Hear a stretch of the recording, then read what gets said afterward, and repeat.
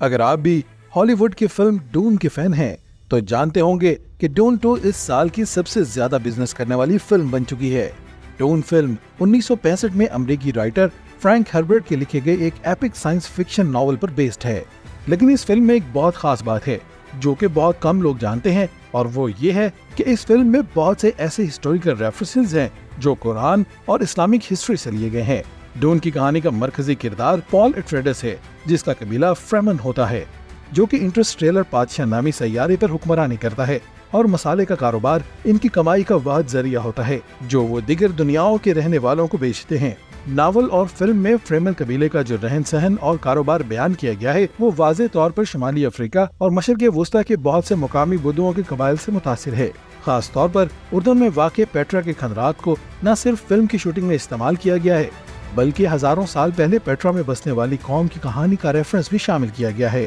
جنہیں نیبرٹائنز کہا جاتا تھا۔ پیٹرا کے کھنڈرات اور یہاں بسنے والوں کا ذکر قرآن پاک میں بھی ملتا ہے۔ یہ ایک ایسی قوم تھی جو بڑے بڑے پہاڑوں کو تراش کر ان میں اپنے گھر بناتے تھے۔ بہت سے لوگ اسے قوم زمود کا شہر بھی کہتے تھے، اور یہ بھی کہا جاتا ہے کہ پیٹرا کے کھنڈرات اللہ کے عذاب کے باعث تباہ ہوئے، لیکن حقیقت میں ایسا نہیں ہے۔ نیبرٹنیز 4 صدی قبل مسیح اس خطے میں آباد تھے۔ یہ خانہ بدوش لوگ تھے جو کہ مسالے کی تجارت کرتے تھے،